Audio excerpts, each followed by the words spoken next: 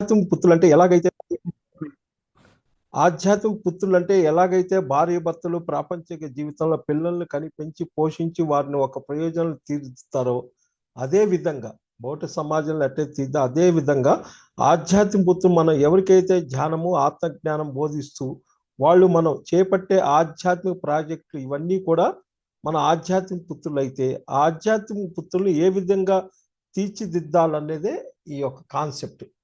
ఏది ఆధ్యాత్మిక పుత్రులు ఆరోగ్య అభిలాషులకు ఆనంద అభిలాషులకు ధ్యాన ఆరోగ్య శాస్త్ర విధానం ద్వారా సంపూర్ణ ఆరోగ్యం పొందటంలో భాగంగా ఇప్పుడు మనం ఆధ్యాత్మిక పుత్రులు అనేటువంటి ఒక గొప్ప ఆధ్యాత్మిక ట్యాబ్లెట్ గురించి తెలుసుకున్నాం. చిన్నపిల్లల్లో వచ్చేటువంటి అనారోగ్య సమస్యలు ముఖ్యంగా ఏ ఇంట్లో అయితే చిన్నపిల్లలకు అనారోగ్య సమస్యలు ఉన్నాయో ముఖ్యంగా ఆధ్యాత్మిక పుత్రులు అన్న ట్యాబ్లెట్ విశేషంగా వాడటం జరుగుతున్నది. స్వీయ అనుభవం డాక్టర్ గారిది. నా స్వీయ అనుభవం మొట్టమొదట మెడిటేషన్ హెల్త్ క్లినిక్ మొదలుపెట్టి పేషెంట్లు ధ్యానం ద్వారా ఆరోగ్యం ఇవ్వటం అన్న అంశంపై పనిచేసేటప్పుడు మొదట్లో పెద్దవాళ్ళ కంటే సుమారు 15-16 సంవత్సరాలు పైబడిన వారికి ధ్యానం చేస్తూ చెప్పిన విషయాలను అర్థం చేసుకుని నిర్ణయం తీసుకునే ఆలోచనలు వెంటనే మార్పు చేసుకునే పరిస్థితిలో ఉన్నవాళ్ళు. ధ్యానం ఆరోగ్యం ఎంతో బాగా సేవలు అందిస్తుంది అంటలో ఎటువంటి అతిశక్తి. కానీ పిల్లల్లో వచ్చే అనారోగ్యం సంగతి ఎలా అనేది డాక్టర్ గారికి క్వశ్చన్ వచ్చింది అప్పట్లోనే అనే ప్రశ్న తలెత్తింది. చిన్నపిల్లల సమస్యలు బాగా చిన్నపిల్లలు 10 సంవత్సరాల నుండి 13 సంవత్సరాల లోపు ఉన్నారు. ముఖ్యంగా 1 సంవత్సరం లేదా 2 సంవత్సరాలు లేదా అప్పుడే పుట్టిన పిల్లలు వాళ్ళకు వచ్చే సమస్యలకు ముఖ్యంగా మరి ధ్యానం ఎలా ఉపయోగపడుతుంది, ధ్యానం ద్వారా వారిని ఎలా అభివృద్ధి చేసుకోగలరు అనే ఒక జటిల సమస్య ఎదురవటం మొదలైంది. అయితే ఇక్కడ పిల్లలు పూర్తిగా భావస్వరూపాలు అన్న ఒక మూల విషయాన్ని అర్థం చేసుకొని పిల్లలు పూర్తిగా అనుభవం వచ్చేంత వరకు అంటే వారు వ్యక్తిగా తయారై తమంతట తాము నిర్ణయాలు తీసుకొని బయటపడేంత వరకు తల్లిదండ్రుల యొక్క ఈ పాయింట్ గట్టిగా లెక్కించుకోవాలి. తల్లిదండ్రుల యొక్క ఆలోచన సరళి మరి చుట్టూ ఉన్న పరిస్థితులను బట్టి ప్రధానంగా వాళ్ళని తీర్చుతాయి. కాబట్టి చుట్టూ ఉన్నటువంటి పరిస్థితులే మరి ఆ తల్లిదండ్రులు లేదా కుటుంబంలో ఉన్నటువంటి సభ్యుల యొక్క ఆత్మజ్ఞానం మరి ఆధ్యాత్మిక పరిస్థితిపై శక్తి యొక్క పరిస్థితిని బట్టి మీ ఆరోగ్యంపై ఆధారపడి అన్నటువంటి ఒక గొప్ప సత్యాన్ని తెలుసుకోవడం జరిగింది. ఆ విధంగా పుట్టకు వచ్చేదే ఆధ్యాత్మిక పుత్రులు అన్నటువంటి స్పిరిచువల్ ట్యాబ్లెట్. అంటే అక్కడ ఉన్న తల్లిదండ్రులు ఆ కుటుంబంలో ఉండే సభ్యులు ఆత్మజ్ఞానం ఆధ్యాత్మిక పరిస్థితిపై ఆధారపడి అనారోగ్య నిర్మూలన. ఎప్పుడైతే పిల్లల్లో అనారోగ్యం ఉంటుందో ముఖ్యంగా తల్లిదండ్రులు ఇద్దరు పూర్తిగా ఆధ్యాత్మిక శాస్త్రాన్ని అధ్యయనం చేయడానికి శ్రీకారం చుట్టాలి. ఏ ఇంట్లో అయితే పిల్లలకి సమస్య ఉందో ఫస్ట్ తల్లిదండ్రులు ఆధ్యాత్మిక శాస్త్రాన్ని అధ్యయనం చేయడానికి శ్రీకారం చుట్టాలి అన్నదే మూల సూత్రం. ఇంకా వివరంగా చెప్పాలంటే తల్లిదండ్రులు ఇద్దరు ధ్యానం నేర్చుకొని ఆత్మశాస్త్రాన్ని అధ్యయనం చేస్తూ తమను తాపు తీర్చిదిద్దుకున్నప్పుడు వారు ఎటువంటి బాధ అనుభవించవలసిన అవసరం లేదు. నిజానికి పిల్లల్లో సమస్య వచ్చినప్పుడు బాధ పిల్లల కన్నా తల్లిదండ్రులకే ఎక్కువ ఉంటుంది. పిల్లలకు ఉండదు ఆ బాధ, తల్లిదండ్రులకే ఎక్కువ ఉంటుంది. ఎందుకంటే పిల్లలకి నొప్పి కానీ జ్వరం కానీ ఆ బాధ తెలిసినప్పటికీ అది వారికి పెద్దగా గుర్తుండదు. చిన్నపిల్లలకి అసలు గుర్తే ఉండదు. పైగా బాధపడుతున్నామని గుర్తించేంత జ్ఞానం కూడా ఉండదు. వాళ్ళని చూసి విలవల్లాడాల్సింది కేవలం తల్లిదండ్రులు మాత్రమే.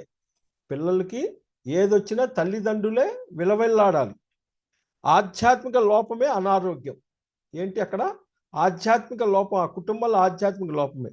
మనలోని మూల అజ్ఞానమే మన బాధలన్నిటి కారణం అన్న నాడు అర్థం చేసుకొని తల్లిదండ్రులు బాధకు తల్లిదండ్రులు ఉన్నటువంటి ఆత్మజ్ఞాన లోపం అనే విషయాన్ని ప్రధానంగా గుర్తించాలి. ఏ ఇంట్లో అయితే పిల్లలకి చిన్నపిల్లలు అనారోగ్యంగా ఉన్నారో వాళ్ళందరూ కూడా తల్లిదండ్రులు ఉన్న లోపం ఏంటి, ఆత్మజ్ఞానం లోపం అనే విషయాన్ని గుర్తించాలి. పిల్లలు ఎలాంటి సమస్యలైనా ముఖ్యంగా శ్వాసకోశ వ్యాధులకు సంబంధించినటువంటి సమస్యలు కానీ, ఆస్మా సమస్యలు కానీ, చీటి మాటికి వచ్చేటువంటి విరోచన సమస్యలు కానీ, కడుపు నొప్పి కానీ, పెరుగుదల సమస్యలు కానీ, మానసిక సమస్యలు కానీ, పెంకితనం కానీ, ఈ విధంగా ఎటువంటి సమస్యలు పిల్లల్లో కనిపించినా దాని మూల కారణం తల్లిదండ్రుల్లో ఉంది, వాళ్ళల్లో లేదు. ఇవన్నీ కనుక కానొచ్చినంటే తల్లిదండ్రుల్లో లోపం ఉంది అని తాము ఒప్పుకొని శాకాహారం పాటించి ముఖ్యంగా ధ్యానం చేస్తూ ఆత్మశాస్త్రాన్ని అర్థం చేయటం మొదలు పెడితే కొద్ది రోజుల్లో వాళ్ళ సమస్యలకు ముఖ్య కారణం తెలుసుకొని స్థితిని సగానికి సగం దాన్ని రూపుమాపగలిగే స్థితికి చేరటం జరుగుతుంది. సగం పడిపోద్ది ఎప్పుడైతే వీళ్ళు తెలుసుకున్నారో దాన్ని సగం పడిపోద్ది. ఇంకా కూలశంగా వివరించాలంటే ఇక్కడ తల్లిదండ్రులు అంటే భౌతికంగా ఉన్నటువంటి ఈ సామ్రాజ్యాన్ని బట్టి మనం గట్టిగా చెప్పాలంటే పుట్టే ప్రతి జీవి యొక్క శరీరానికి మాత్రమే వాళ్ళు తల్లిదండ్రులు. శరీరానికే వాళ్ళు తల్లిదండ్రులు. ఎందుకంటే తల్లి గర్భంలో పిండం తయారవుతుంది. ఆ తయారవటానికి పిండం బయటకు వచ్చి ఒక జీవిగా రూపొందాలంటే పూర్ణాత్మ నుండి అంశాత్మ దీంట్లో ప్రవేశిస్తుంది. పూర్ణాత్మ అంశ దీన్ని బట్టి చూస్తే ఆత్మకి తల్లిదండ్రులు జన్మ ఇవ్వరు. ఆత్మకి తల్లిదండ్రులు జన్మ ఇవ్వరు. శరీరాన్ని మాత్రమే జన్మిస్తారనే విషయం స్పష్టంగా కంపల్సరీ చెక్ చేసుకోవాలి. ఈ పాయింట్ ప్రతి ఇంట్లో కూడా మనం శరీరం ఇచ్చాం, ఆత్మకేమీ ఇవ్వలేదు.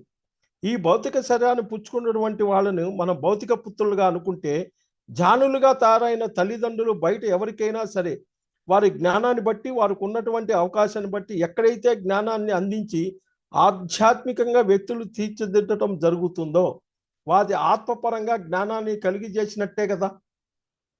మరి ఆ జ్ఞానం పొందిన వ్యక్తి యొక్క బుద్ధి ఆత్మస్థితిలో తీర్చిదిద్దడం కోసం మనం చేసేనట్టు లెక్క. వీరినే మనం ఆధ్యాత్మిక పుత్రులు అంటాం. ఎక్కడైతే జ్ఞానం పంచి వాళ్ళకి మార్గం చూపిస్తామో వాళ్ళే ఆధ్యాత్మిక పుత్రులు. పుత్రులు అంటే చిన్నవాళ్ళే కాదు, ఇక్కడ ఏ వయసు వాళ్ళైనా ఆధ్యాత్మిక పుత్రులే. సంసారిక పుత్రులు ఆధ్యాత్మిక పుత్రులు డిఫరెన్స్ ఏంటి?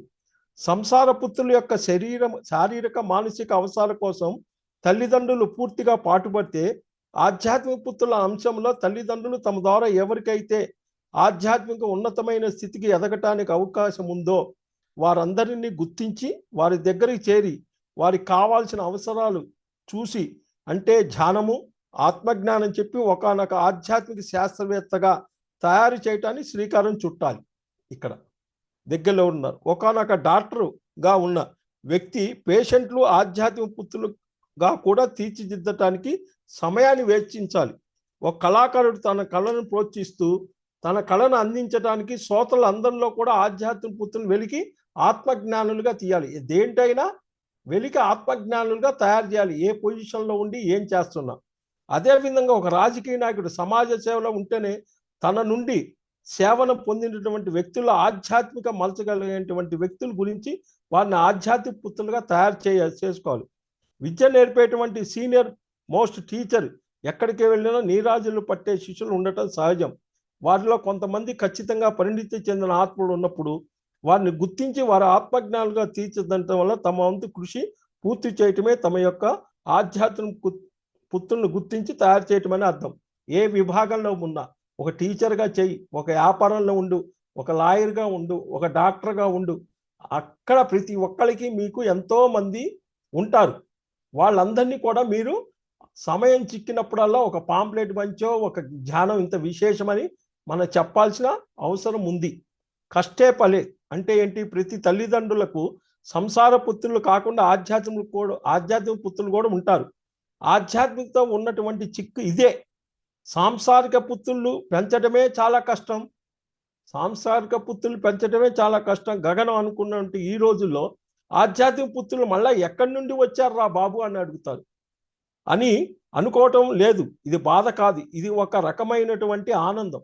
బిడ్డలను కన్నప్పుడు వారిని పెంచడంలో కాస్త ఒడిదుడుకులు ఉన్నప్పటికీ కూడా వారి బోసునవ్వుల దగ్గర నుంచి వాళ్ళు ఉత్తీర్ణ చెంది విద్యాభ్యాసం తర్వాత ఇంటికి ఒక సర్టిఫికెట్ లేదా టోపీ లేదా మంచి ఉద్యోగాన్ని పొంది ఒక స్థాయి చేరుకున్నప్పుడు ఆనందం అయితే తల్లిదండ్రులు కలుగుద్దో, అబ్బా మా అబ్బాయి భలే మాట్లాడరా, మా అబ్బాయి మంచి డ్రెస్ వేశారా, మా అబ్బాయికి 100 మార్కులు వచ్చినాయిరా, మా అబ్బాయికి మంచి సర్టిఫికెట్ వచ్చిందిరా, ఎంత ఆనందం కలుగుతా. అదే విధంగా ఒక గురువు స్థితిలో ఉండి తమ కింద వారికి ఆధ్యాత్మికంగా సహకరిస్తూ వారిని గొప్ప ఆధ్యాత్మికవేత్తలు తీర్చిదిద్దినప్పుడు వారిలో కలిగే ఆనందం, వారిలో కలిగే ఆత్మ సంతృప్తి, ఆత్మస్థైర్యం మొదలైన వాటికి మనమే మూల కారణం. అది తెలిసినప్పుడు దాని నుండి కలిగే ఆనందం ఇంత అంత కాదు, విశేషమైన ఆనందం వస్తుంది. ఒక వర్కర్కి ధ్యానం నేర్పెట్టేదనుకో, ఏదో సమయంగా వాడిని కూర్చోబెట్టి ఒక టిఫిన్ తెప్పించో లేదా ఒక పండిచ్చో వాడిని ముందు ఇంత విశేషం ఉందిరా అని వాడికి చెప్పినప్పుడు ఒక్కడిని నువ్వు తీర్చిదిద్దితే చాలు. అట్లా క్రమేణగా ఎంతో మంది ఆధ్యాత్మిక పుత్రులు తయారవుతారు. ఈ సందర్భంగా ఒక పరిణితి చెందిన ఆత్మకు తన ఆఖరి జన్మ చేసుకునే ప్రయత్నంలో చివరి దశలో తీర్థంకర గోత్రో బంధ అని తులసీదళం పుస్తకంలో బ్రహ్మర్షి పత్రిజీ గారి దగ్గర నుంచి విశేషం తెలుసుకోవటం జరిగింది. ఏంది తీర్థకర గోత్ర బంధాన్ని తీసుకొని మనం రావటం జరిగిందంటే, ఒకానొక ఆత్మ తన చివరి దశలో పూర్తిగా జ్ఞాన ప్రచారంలో ఉంటుంది. చివరి దశలో జ్ఞాన ప్రచారంలో ఉంటుంది. అంటే చేసే చూపు, సంకల్పము, వాక్కు, సమయము, ధనము అన్నీ కూడా కేవలం ఇతరుల తమలో ఉన్న భగవంతుని పరిచయం చేయాలన్న విషయం లక్ష్యంగా పెట్టుకుంటుంది. ఇవన్నీ దేవి పెట్టుకుంటుంది అంటే వాక్కు, సమయం, అంటే విశేషమైన లక్ష్యాన్ని పెట్టుకుంటుంది. కాబట్టి ఈ స్థితిలో తప్పనిసరిగా మనకు సాంస్కారిక పుత్రులతో తోడుగా ఆధ్యాత్మిక పుత్రులు విడిగా ఉంటారు. సాంసారిక పుత్రులు ఒకరే ఉండొచ్చు, ఇద్దరు ఉండొచ్చు, ఐదుగురు ఉండొచ్చు. కొంతమంది వారి జన్మ ప్రణాళిక ప్రకారం వారి పుత్రులే లేకపోవచ్చు, కానీ ఆధ్యాత్మిక పుత్రులు మాత్రం తప్పనిసరి. ఇప్పుడున్న సమాజంలో, ఇప్పుడున్న వైబ్రేషన్లో ఆధ్యాత్మిక పుత్రులే ఎక్కువగా ఉన్నారు. ఇది ఆధ్యాత్మిక పుత్రులు మనమే గుర్తుపట్టాలి. భౌతిక పుత్రులు కన్న తర్వాత వారు కొద్ది కాలం ఎడబాటు లోనే అకస్మాత్తుగా ఎక్కడైనా కనిపిస్తే ఎలాగైతే వెంటనే గుర్తుపట్ట హక్కునే చేర్చుకుంటామో, అదే విధంగా మన ఆధ్యాత్మిక పుత్రుని కూడా మనమే గుర్తుపట్టాలి. నీ పిల్లవాడు ఎక్కడ అయితే ఆనందంగా ఎప్పుడు వచ్చారా, ఏం చేశారా అన్నప్పుడు ఈ ఆధ్యాత్మిక పుత్రులను కూడా నువ్వు ప్రయత్నం చేసి గుర్తుపట్టాలి.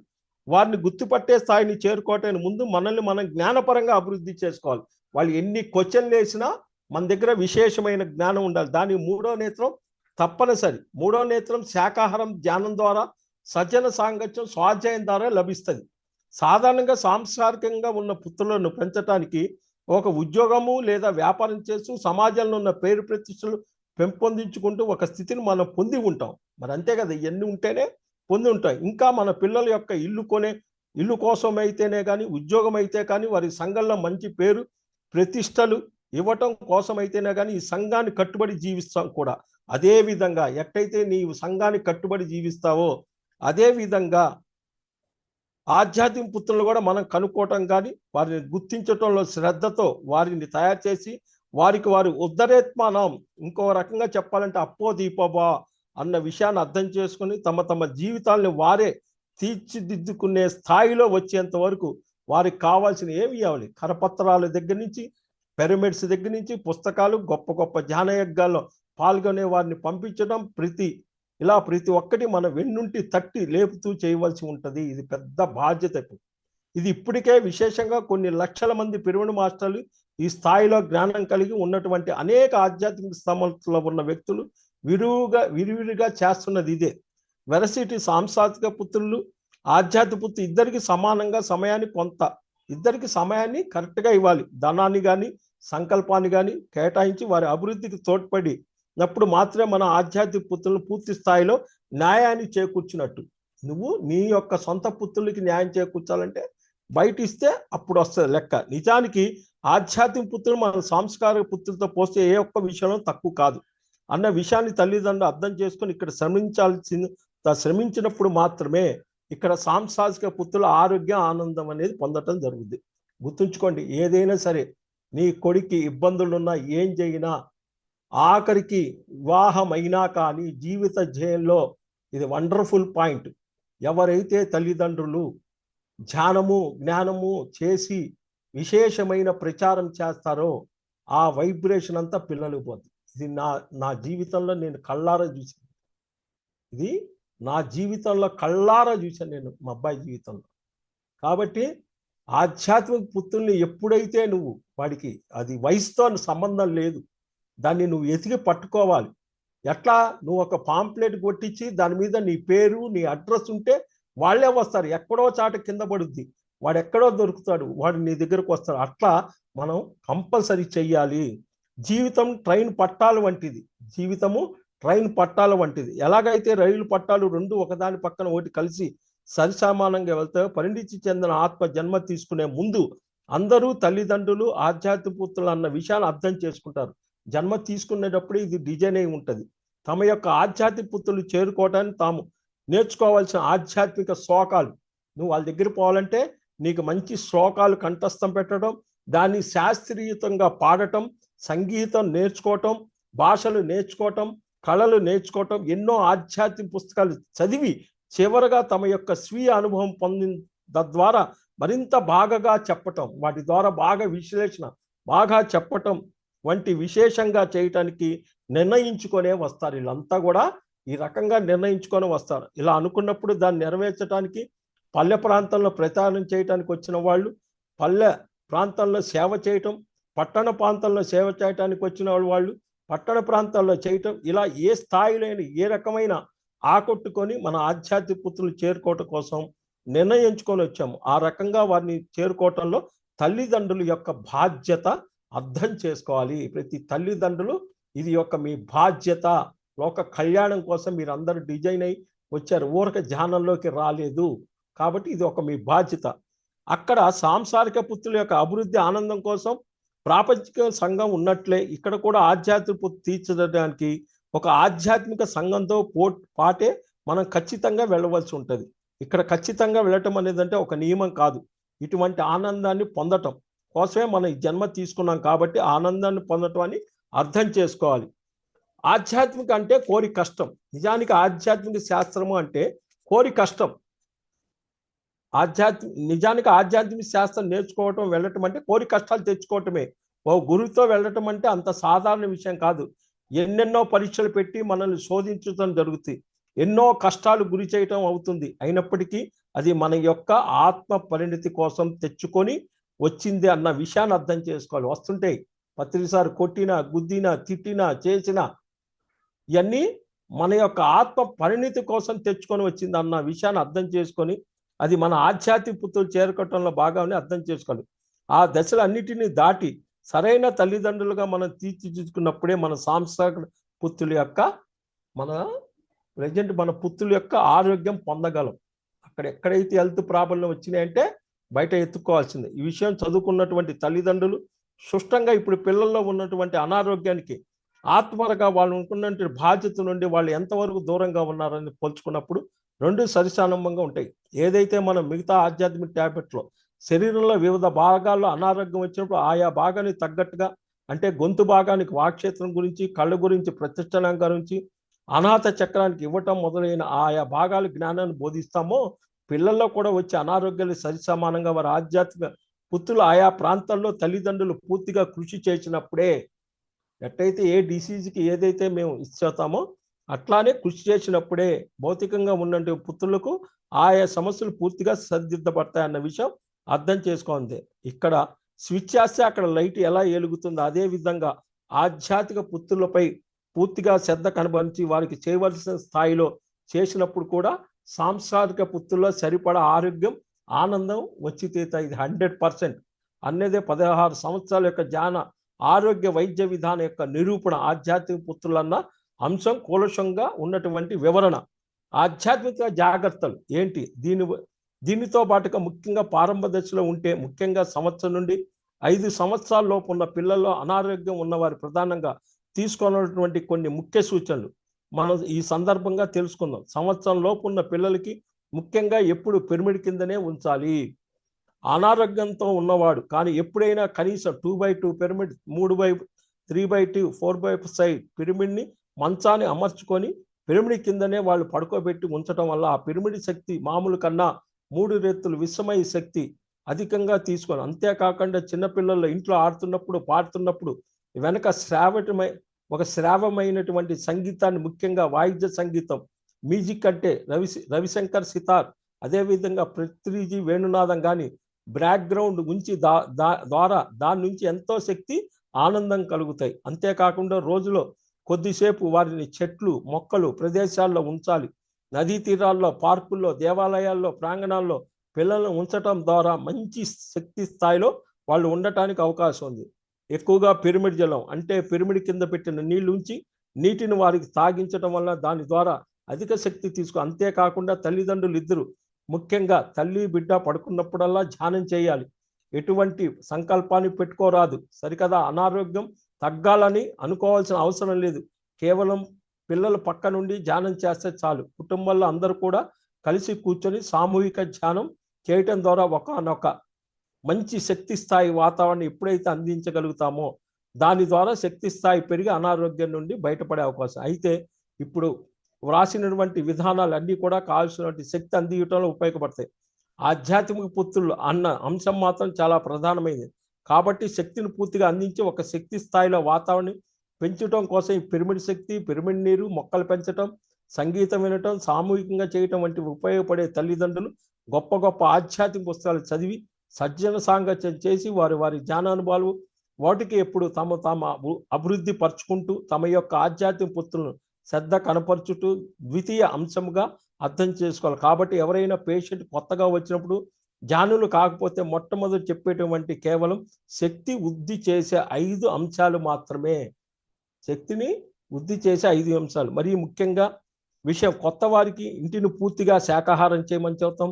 ఏమాత్రం ఇంట్లో మాంసాహారం వండినా తిన్నా ఏం చేసినా కూడా తద్వారా వచ్చే చెడు కర్మతో ఇల్లంతా కూడా మనకు అనారోగ్యాలే అన్న విషయం ముఖ్యంగా గుర్తుపెట్టుకోవాలి. మాంసాహారం పాపాహారం అన్న ప్రధాన సూత్రం అర్థం చేసుకొని ముందు మాంసాహారం ఇంట్లోంచి పూర్తిగా తీసేయాలి.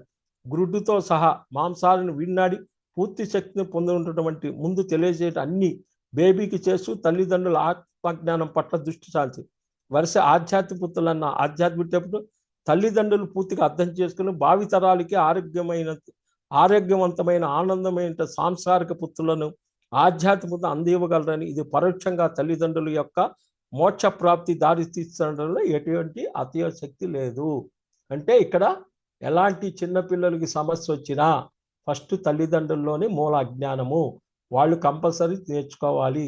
ఆ పిల్లల్ని ఎట్లా పెంచాలి, ఎట్లా చెయ్యాలి అనేది దారి దొరికినప్పుడే నీకు మీ యొక్క భౌతిక పిల్లలకి బయటికి పోద్ది. ఇది ఎట్లా వస్తుంది? కళల్లో గర్భం దాల్చినట్టు వచ్చే కళలు, ప్రసవానికి సంబంధించిన కళలు, అదేవిధంగా చిన్నపిల్లల కళల్లో మరి జ్ఞాన అనుభవాల్లో కనిపించినప్పుడు అది కేవలం ఆధ్యాత్మిక పుత్రుల్ని దారి తీసుకురావటానికి అర్థం చేసుకోవాలి. ఏమంటే మాకు చిన్నపిల్లలు కానొస్తున్నారు, కళల్లో ఇట్లా వస్తున్నాయి అని అనుకుని ఎవరికైతే వచ్చినా ఫస్ట్ మీరందరూ కూడా ఆధ్యాత్మిక పుత్రుల్ని రెడీ చేసుకోవాలి. కొన్ని సందర్భంలో పిల్లలు పుట్టకుండా ఆపరేషన్ అయిన తర్వాత వారికి గర్భం దాల్చినట్టు అనుభవము కళలు సహజంగా దానిని ఆధ్యాత్మిక పుత్రులు గర్భంగా త్వరలో వారి ద్వారా తయారయ్యబోయే నూతన జ్ఞానులుగా గుర్తించాలి. గర్భాధారణ ఆపరేషన్ చేయించుకుంటారు, మళ్ళా గర్భం దాల్చినట్టు గనక కళ వచ్చిందంటే ఇమ్మీడియట్గా ఆధ్యాత్మిక పుత్రుల్ని తయారు చేయాలి. ఒకసారి స్వీయ శక్తితో తల్లిదండ్రులు సంపూర్ణ ఆరోగ్యం 12 టాబ్లెట్లు మొదటి 6 శ్రమించాక మిగిలి ఉన్న కొద్దిపాటి అనారోగ్యాన్ని పిల్లల్లో తగ్గించడానికి వారికి అనారోగ్య అంశాన్ని దగ్గరగా ఉన్న చక్రం యొక్క జ్ఞానం మీద ఆయా భాగాల మీద అంశం పుట్టుబాలి. అంటే ఏ చక్ర స్థాయిలో ఏ అనారోగ్యం వచ్చిందనే దాని మీద పట్టు పెట్టాలి తల్లిదండ్రులు. పిల్లలు కలగని వారికి జ్ఞానంలో వచ్చిన తర్వాత జ్ఞానాన్ని బాగా అభివృద్ధి చేసుకొని అనేక అంశాలు తెలుసుకుని వారి ఆధ్యాత్మిక పుత్రులు విరివిగా పొందే దిశగా విశేషంగా కృషి సంకల్పించినప్పుడు తప్పక ఆ సమస్యకు శాశ్వత పరిష్కారం తగులుద్ది.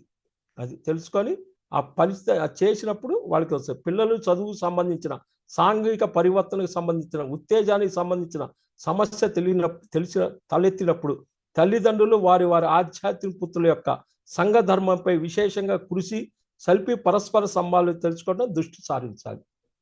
ఇంకొకటి చిన్నపిల్లలు మర్మావయాలకు సంబంధించిన కళలు ఆధ్యాత్మిక పుత్రులు బుద్ధి ఆత్మపరంగా సన్నిహితంగా జరగటానికి సూచిస్తే విరోచాలకు సంబంధించిన సమస్యలు అరిషడ్ వర్గాలపై దృష్టి పెట్టాలి తల్లిదండ్రులు. కొన్ని సందర్భాల్లో తల్లిదండ్రులు వారు స్వయంగా ఆధ్యాత్మిక ప్రాజెక్టులు పనులే కాకుండా తమ సన్నిహిత గురువులు లేదా తోటి సమకాలికల ధ్యానులు మరి కొన్ని సందర్భాల్లో శిష్యులు తలపెట్టిన విశ్వ ప్రాణాల కార్యక్రమంలో తమ సహాయ సహకారాలు అందించవలసి ఉంటుంది. ఇది పరోక్షంగా కానీ తమ సాంస్కారిక పుత్రుల యొక్క సంపూర్ణ ఆరోగ్యానికి దారితీస్తుంటే కొంత ఎక్కడన్నా ఉంటే ఏదన్నా ధన సహాయం ఇట్లాంటివన్నీ కూడా చేయాలి. భౌతిక పిల్లల్లో వచ్చే సమస్యలు అన్నీ కూడా కలుగుతున్న సమయాన్ని బట్టి రాత్రి పక్క తడపటం, ఆయాసం మొదలైన సమయాల్లోని తల్లిదండ్రులు తమ ఆధ్యాత్మికతకు సంబంధించిన చేయవలసిన వాటిలో వెనకబడి ఉన్నారని గ్రహించాలి. అట్లా జరుగుతుంటే ఎక్కడో వెనకబడి ఉన్నారు. విశేషంగా తిండి బట్ట ఇల్లు అందించే సేవలు విరివిగా చేసే తల్లిదండ్రులు వారి పిల్లల్లో చాలా పెద్ద సమస్యలు రావటం గమనిస్తారు. బయట ధ్యానంలో రాకుండా ఎన్నో రకాల కర్మయోగాల్లో సేవలు చేస్తుంటారు. వాళ్ళకి పెద్ద సమస్యలు రావటం గమనిస్తే వాళ్ళకి ఏమి ఇవ్వాలి? నిజమైన సేవ అనుసరించి సాంఘిక సేవ నుండి నిజమైన సేవని చెప్పాలి. వాళ్ళకి పిల్లల్లో ఎదుగుదల సంబంధించి వచ్చే సమస్యలు వారి టీచర్లు, తోటి స్నేహితులు, సమాజాన్ని నిందించడం కన్నా ముందు తల్లిదండ్రులు వారి వారి ఆధ్యాత్మిక పుత్రుల మెట్లు ఎదుగుదలలో ఎంతవరకు అభివృద్ధి సాధించారని ప్రశ్నించుకొని ఆ దిశగా కృషి చేస్తే తర్వాత ఇతరులను సర్దించటానికి ఉపక్రమించాలి. ఇవి కళల్లో వస్తాయి. కాబట్టి ఇది ఆధ్యాత్మిక పుత్రుల యొక్క కాన్సెప్ట్. ఇప్పుడు నెక్స్ట్ గర్భాశయం దాంట్లోకి మనం వెళ్దాం. గర్భాశయం సృష్టిలో స్త్రీ ప్రాముఖ్యత అందరికీ తెలుస్తుంది. స్త్రీ శరీర భాగంలో ప్రముఖ పాత్ర వహించి ఆత్మకి పూర్తి శరీర నిర్మాణం చేకూర్చి భూమి మీదకి తీసుకొచ్చేదే స్త్రీ గర్భాశయం. ఈ రోజుల్లో స్త్రీలు ఎక్కువ శాతం మంది గర్భకోశ వ్యాధులతో బాధపడుతున్నారు. ఏ శారీరక సమస్యకైనా ఆధ్యాత్మిక మార్గంలోనే పరిష్కారం ఉందని చెప్పడానికి ఈ యొక్క సబ్జెక్టు, ఈ పుస్తకం ఎంతగానో ఉపయోగపడుతుంది. శారీరక స్థాయిలో కాకుండా బుద్ధి స్థాయిలో కూడా ఉన్నటువంటి గర్భాశయాన్ని కనుక మనం సర్దిదిద్దుకుంటే, అంటే ఇక్కడ ఉన్నది కాకుండా బుద్ధి స్థాయిలో కూడా గర్భాశయం ఉంది, అది సర్దిదిద్దుకుంటే తద్వారా శారీరక స్థాయిలో అనారోగ్యం నయం కావటం అనేది ఈ కాన్సెప్ట్లో వివరించడం జరుగుద్ది. గర్భకోశ వ్యాధులు ఏంటి? ఆరోగ్యాభిలాషులకు, ఆనందాభిలాషులకు ఆధ్యాత్మిక టాబ్లెట్ సంపూర్ణ ఆరోగ్యం అందించే ప్రయత్నంలో ఇదివరకే ఎన్నో వేల కేసుల్లో మనం ధ్యానం, శాకాహారంతో, పిరమిడ్ శక్తితో ఆధ్యాత్మిక శాస్త్రాన్ని శిక్షణ ఇవ్వటం జరిగింది. దీనిని ద్వారా సంపూర్ణ ఆరోగ్యం పొందటం మనం గమనించట్లయితే దానిలో భాగంగా మరి ప్రస్తుత సమాజంలో అతి ఎక్కువగా ఉన్నటువంటి గర్భకోశ వ్యాధులు అనే అంశం గురించి కూలంకషంగా తెలుసుకుందాం. ఎక్కువగా ఇప్పుడు అవి ఉన్నాయని. ఈ గర్భకోశ వ్యాధులు అనే అంశాన్ని మనం పరిశీలించడానికి ముందు ఎలా అయితే భౌతిక శరీరంలో గర్భాశయం అనేది తన యొక్క పనిని నిర్వర్తిస్తుందో అదే విధంగా బుద్ధి స్థాయిలో కూడా మనకు గర్భాశయం అనేది ఒకటి ఉందనే విషయాన్ని కూడా ఇక్కడ ముఖ్యంగా గుర్తించాలి. భౌతికంగా చూస్తే గర్భాశయం అనేది ప్రతి శిశువుకు పుట్టక ముందే సరైనటువంటి ఒక వాతావరణంలో పిండానికి కావలసినటువంటి అన్ని పదార్థాలు 9 నెలల పాటు సమకూరుస్తూ అది పూర్తి తయారైన తర్వాత దానిని బయటికి విడవటం అనేది జరుగుతుంది. అయితే ఇక్కడ గర్భాశయం యొక్క ప్రధానమైన పని ఒక శిశువుకు జన్మ ఇచ్చే ముందు ఆ శిశువు అండం స్థాయి నుండి పూర్తి పిండం స్థాయికి పూర్తి చేయటం. దీన్ని మనం సరిసమానంగా ఆత్మపరమైనటువంటి భాషలో తెలియజేయాలంటే ఆధ్యాత్మిక బుద్ధిని అనుసరించి ప్రతి ఒక్క వ్యక్తి కూడా ఆధ్యాత్మిక పుత్రులు కనటానికి సరిపడా జ్ఞానం చిన్నప్పటి నుండే సంతరించుకోవటం జరుగుద్ది. ఎన్నో జన్మల నుండి తీసుకున్న సారాన్ని కలిపి ఈ జన్మలో ఏదైతే ఆత్మజ్ఞానాన్ని నేర్చుకొని మన ఆధ్యాత్మిక పుత్రులు కనటానికి నిర్ణయించుకున్నామో ఆ పుత్రులను తగ్గట్ట జ్ఞానం ఎప్పుడైతే తల్లి సంతరించుకుంటుందో అప్పుడు తన లోపల ఉన్నటువంటి బుద్ధిపరమైన గర్భాశయం తయారు చేసుకున్నట్టు లెక్క. ఇక్కడ ఆధ్యాత్మిక పుత్రులు కనటం, సాకటం ఏంటి? భౌతికంగా భార్యాభర్తలు శిశువుని పెంచి పెద్ద చేసి విద్యాబుద్ధులు నేర్పించి ఉద్యోగ వ్యాపారంలో స్థిరపడక పెళ్లి చేసి వారికి ఒక జీవితాన్ని కల్పిస్తారు. ఇది సహజం. ఇది భౌతికంగా మనం చేసే అదే విధంగా ఎన్నో జన్మల్లో పొందినటువంటి జ్ఞానాన్ని ఈ జన్మలో పొందే జ్ఞానంతో కలిపి మన వంతు సహాయంగా చైతన్యాన్ని విస్తరింప చేసుకొని ప్రయత్నంలో ఉన్న అనేక ఆత్మ పదార్థాలు విరివిగా జ్ఞానాన్ని పంచి వారి వారి ఆధ్యాత్మిక బుద్ధికి మనం తోడ్పడటమే ఆధ్యాత్మిక పుత్రులు కనటంగా పరిగణించాలి. అయితే ఇతర వ్యక్తులు ఆధ్యాత్మిక జీవితంలో కొత్తగా వచ్చేటువంటి చైతన్యవంతుల్ని చేయటం అనే దాన్ని ఆధ్యాత్మిక పుత్రులు కనటంగా భావిస్తే ఎవరైతే ఆధ్యాత్మిక జ్ఞానం సంపార్జనలో ఒక ముప్పుచ్చుగా తీవ్రమైన తపతో ఎదుగుతూ ఉన్నారో వారికి పూర్తిగా తోడ్పడి మరింత జ్ఞానాన్ని వారికి అందజేయటం అనేది ఈ ఆధ్యాత్మిక పుత్రులు సాగటం మనం గమనించవచ్చు. కాబట్టి మన ఆధ్యాత్మిక పుత్రుల యొక్క ప్రగతిని బట్టే మన సాంసారిక పుత్రులు ఉంటుంది. దీనినే మనం ఆధ్యాత్మిక పుత్రులు అనే అంశంలో ఇందాక చెప్పుకున్నాం. అనేక అంశాలు ఆధ్యాత్మిక పుత్రుల యొక్క పుట్టకు సంబంధించే గర్భాశయం.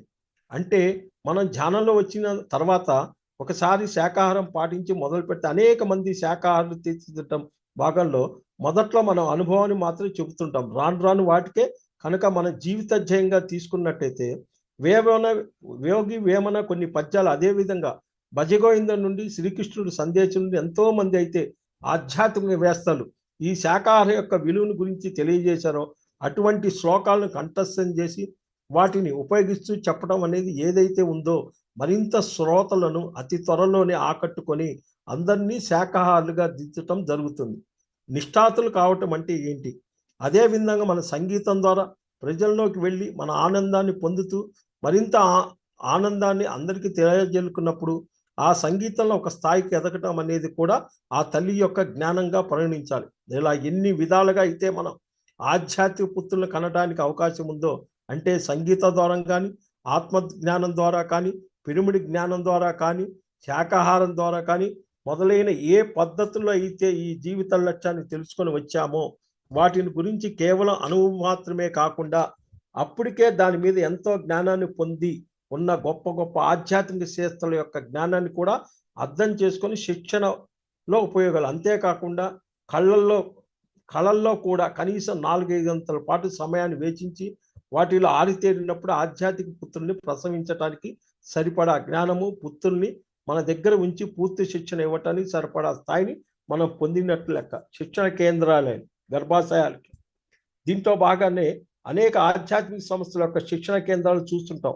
ఒక స్థాయి ఆధ్యాత్మిక జ్ఞానానికి సంబంధించి ఒక కేంద్రం అనేది వాళ్ళు ఏర్పాటు చేశారంటే నిజానికి ఆధ్యాత్మిక సంస్థ యొక్క గర్భాశయం మనం దాన్ని చిత్రీకరించుకోవచ్చు. అది ఆధ్యాత్మిక యొక్క గర్భాశయంగా చూడాలి ఆ కేంద్రం. అయితే ఆ కేంద్రంలో వెళ్ళి రోజు మొదలుకొని సుమారు 3 నుండి 6 నెలల పాటు లేదా 1 సంవత్సరం కాల పాటు నిర్ణయిత సమయంలో వెళ్ళి రావటం లేదా కొన్ని నెలల పాటు అక్కడే ఉండటం సంభవించినప్పుడు వెళ్ళిన ఆ వ్యక్తి గత జన్మల సంస్కారం ఉన్నటువంటి కూడా ఆ జన్మలో తెలియకుండా నేర్చుకోవటం అన్నది తెలిసి నేర్చుకునే స్థితిలో మార్పు తీసుకురావాలి. కాబట్టి వాళ్ళని కూడా తీర్చిదిద్దే భాగంలో కేర్ సెంటర్స్ లేదా ఆధ్యాత్మిక కేంద్రాలు ఉపయోగపడతాయి. కాబట్టి మనం అటువంటి కేంద్రాలకు వెళ్ళి మరి దాని ద్వారా 10 మంది జ్ఞానం అందివ్వటం లేదా గృహిణి తాను కనవలసినటువంటి ఆధ్యాత్మిక పుత్రులకు సంబంధించిన జ్ఞానాన్ని తన పూర్తిగా ఎక్కడ ఏ తడుబాటు లేకుండా ఏ పుస్తకం తీసినా ఆ పుస్తకంలో ఏ పేజీలో ఎక్కడ ఏముందనే చెప్పగలే స్థాయి చేరుకోవటం అనేది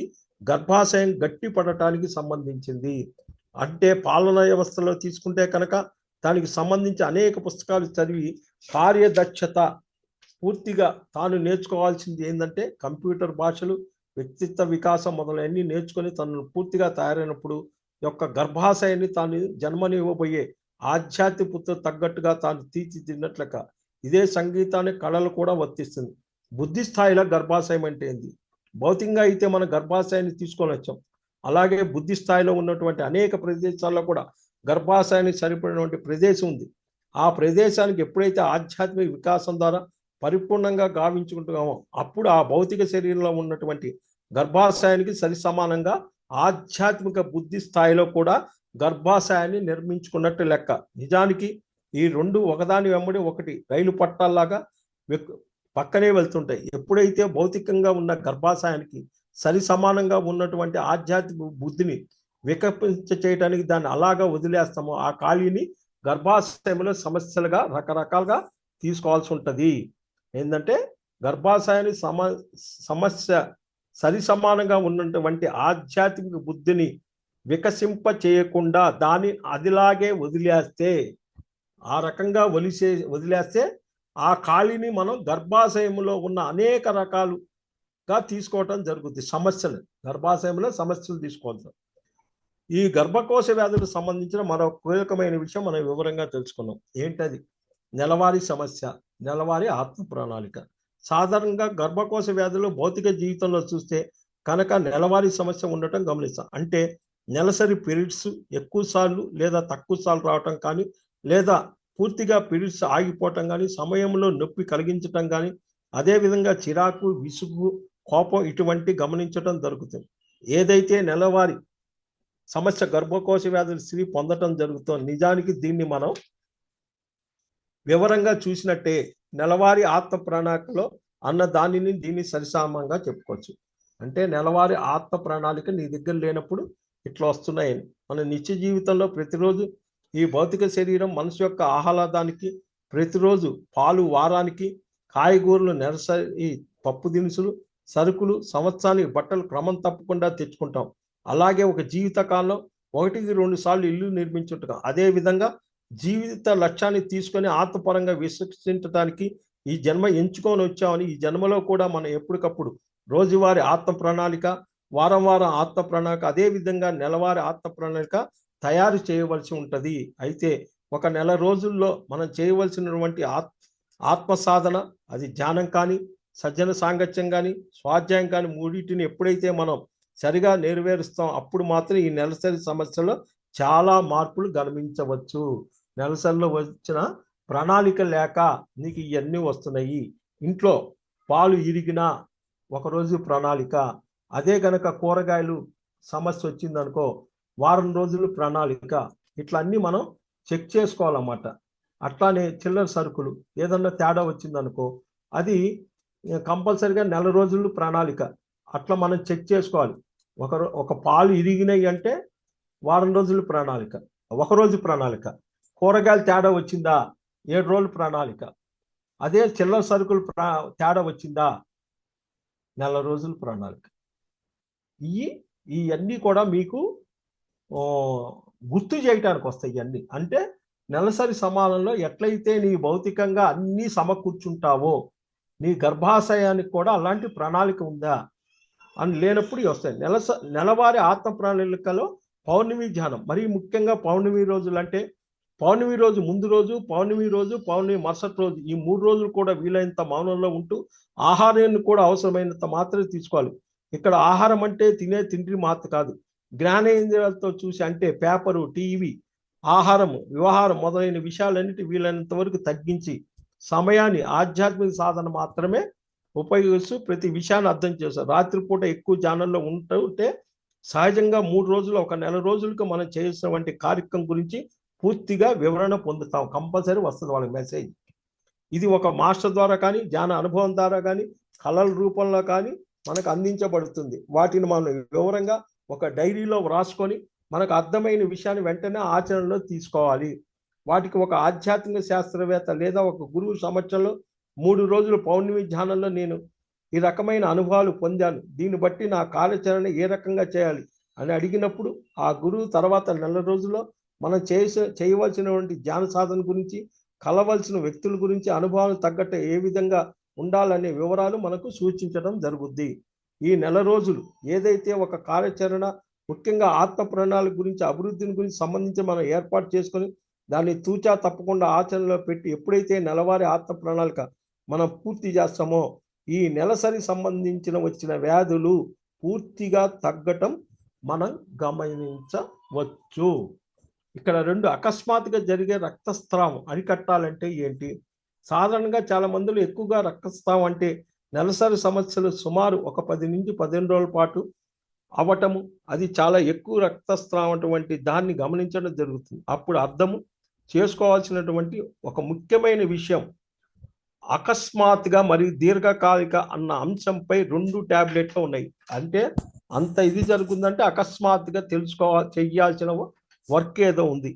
రక్తస్రావం ఎక్కువగా జరుగుతున్నప్పుడు దానిని వెంటనే ఆపడం అనేది అవసరం. దానిని గురించి మనం వెంటనే డాక్టర్ దగ్గరికి పరిగెడతాం.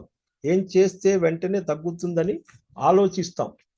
ఆకస్మిక మార్పులు జీవిత ధ్యేయంలో ఇక్కడ రక్తస్రావం అకస్మాత్తుగా ఆపాలనే అవసరమై ఏదైతే ఉందో అది మన జీవిత ధ్యేయాన్ని, మనం నేర్చుకోవాల్సిన విషయాలపై లేదా తెలుసుకోవాల్సిన అంశాలపై కూడా అకస్మాత్తుగా మార్చుకోవాల్సి ఉంటుంది. అక్కడ ఏమైతే జరుగుతుందో మనం నేర్చుకోవాల్సిన విషయాలు జీవిత ధ్యేయానికి సంబంధించి మీకు మొన్నే చెప్పా, శరీర ధర్మం, కుటుంబ ధర్మం, ఆత్మ కుటుంబ ధర్మం, స్వధర్మం అని. ఎక్కడైతే వాటిని అకస్మాత్తుగా మార్చుకోవాలి, ఒక లర్నింగ్ తీసుకోవాలి అని ప్రధానంగా ఆలోచించాలి. పై సంఘటన నుండి ఏ విషయాలైతే మార్పును వెంటనే ఒక రాత్రి మనం తెచ్చుకోవాల్సి ఉందో దానిని మనం అర్థం చేసుకోవాలి అన్న దిశగా ధ్యాన శక్తి, సంకల్ప శక్తిని పెట్టవలసి ఉంటుంది. దీర్ఘకాలిక సంఘటనలు ఈ రోజు లేదా రేపు అన్నట్టుగా మనం అనేక అవకాశాలు ఎదుర్కొంటూ కొద్దిగా నేర్చుకుంటూ వెళ్ళబడుతుంది.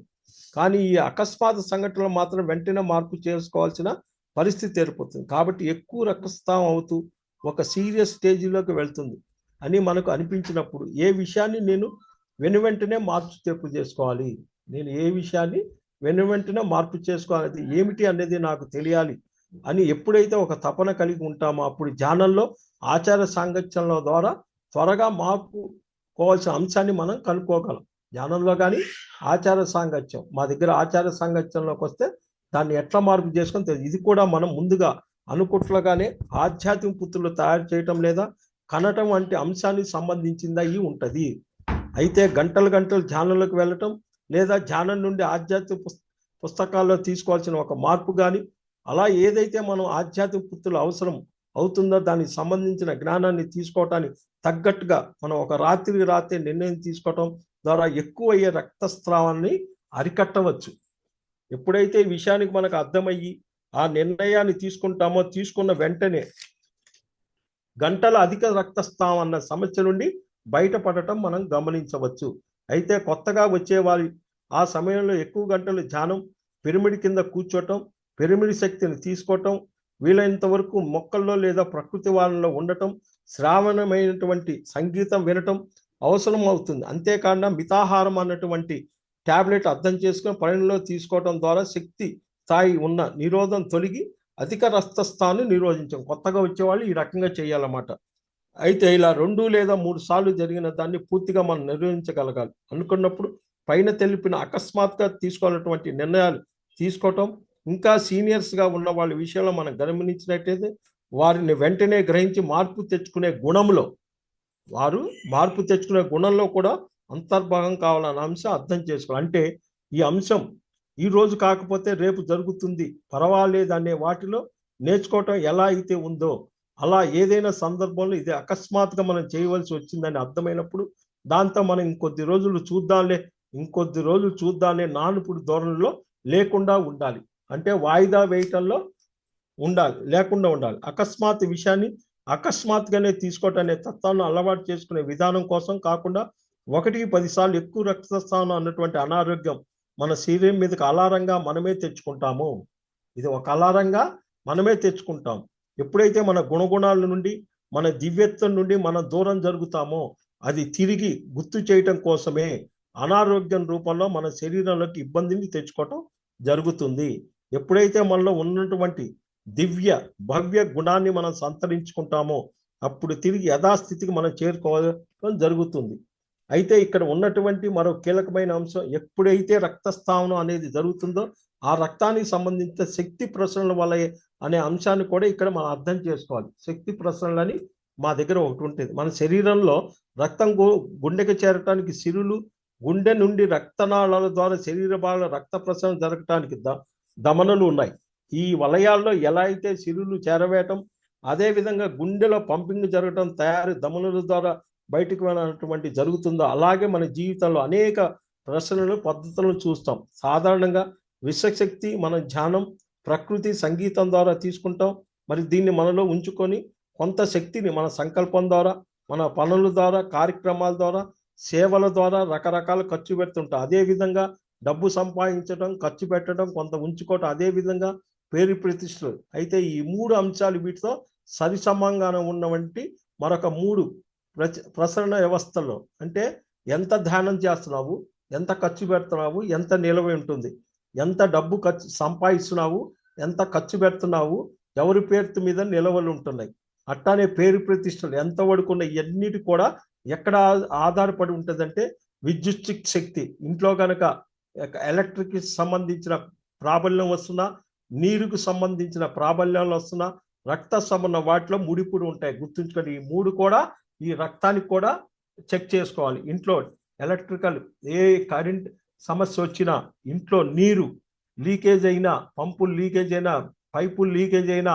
వాటర్ సమస్య వస్తుందని అంటే ఇది రక్త ప్రసరణ వాడి ముడిపడి ఉంటాయి. కాబట్టి ఇక్కడ రక్తం అనేది మనకు ఉన్నటువంటి రక్తనాళ నుండి ఎంత మోతాదులో సాధారణంగా పోవాలో అంతకన్నా ఎక్కువ ఒత్తిడికి లోనైనప్పుడు ఖర్చు పెట్టే స్థాయి తీసుకొని ముందుగా చెప్పినటువంటి ప్రసరణలో బాగా శక్తిని ఖర్చు పెట్టే విధానంగా ఏ రకంగా ఉన్నాయి, ఎన్ని రకాలు ప్రాణశక్తిని ఖర్చు చేస్తున్నాం, ఇవన్నీ పరిశీలించుకోండి. ఈ ప్రాణశక్తిని ఎన్ని రకాలుగా ఖర్చు పెడుతున్నాం, మన జీవిత లక్ష్యాన్ని దాటి ఎక్కడైతే అనవసరంగా మాట్లాడుతున్నాం, అనవసర పనులు చేయటం, అనవసరంగా సంకల్పాలు చేయటం మొదలైనవన్నీ కూడా ప్రాణశక్తికి అనవసరంగా ఖర్చు పెడుతూ అవుతుంది. ఇలా ప్రాణశక్తి అనవసరంగా దారిపోస్తే ఎక్కడ శరీరంలో నుండి రక్తం కూడా అనవసరంగా బయటికి వెళ్ళిపోవటం గమనించవచ్చు. బయటికి పోతే మన జీవిత లక్ష్యం దగ్గర మనకు వచ్చినటువంటి డబ్బుని ఒక ఆధ్యాత్మిక పుస్తకం, కరపత్రం, పిరమిడ్ నిర్మాణంలో ఆధ్యాత్మిక యాత్రలు మొదలైన వాటి స్థాయిలో ఉపయోగించినప్పుడు మరింత జ్ఞానాన్ని సంతరించుకోవటం లేదా మరింత మందికి ధ్యానం చెప్పడం జరుగుతుంది. అదేవిధంగా మన పిల్లల్ని చదివించడం కోసం, కళలు నేర్పించడం కోసం డబ్బులు ఎలా అయితే ఖర్చు చేయటం అనే జీవితజ్యంలో ఉన్నటువంటి వ్యక్తులు లేదా సందర్భాలు మాత్రమే డబ్బును ఖర్చు చేయాలి. ఇక్కడ ఈ డబ్బుని అన్న దాన్ని సక్రంగా మాత్రమే వినియోగించాలి. దీన్ని బట్టి కూడా రక్తం మన శరీరంలో ఉండాలా, బయటికి వృధాగా పోవాలని నిర్ణయం తీసుకుంటది. ఇంకా మూడవ అంశం పేరు ప్రతిష్టలు. ఏవైతే పేరు ప్రతిష్టలు చిన్నప్పటి నుంచి సత్ప్రవంతో, సత్శీలనతో లేదా అటువంటి కుటుంబంలో జన్మించడం ద్వారా తీసుకొని వచ్చామో ఆ పేరు ప్రతిష్టలు ఒప్పించే ప్రదేశం, సందర్భం కూడా చాలా ఖచ్చితంగా ఉంటాయి. అవకాశం ఉంది కదా అని చెప్పి మన దగ్గరకు వచ్చిన ప్రతి వ్యక్తికి నీకు పని చేసి పెడతాను, ఆ పని చేసి పెడతాను, వాళ్ళకి ఫోన్ చేస్తే అయిపోద్ది, వీళ్ళకి ఫోన్ చేస్తే అయిపోద్ది అని రికమెండేషన్ చేస్తూ ఉత్తరాలు రాసి ఇవ్వటం అనేది మనం ఎప్పుడైతే చేస్తామో నిజానికి వేరే వ్యక్తుల యొక్క కర్మచక్రంలో వేలు పెట్టిన వాళ్ళం అవుతాము. అంటే ఇలాగా పొజిషన్లో ఉన్న వాళ్ళు కానీ చేశారంటే వాళ్ళ కర్మచక్రంలో వేలు పెట్టినట్టు అవుతాం.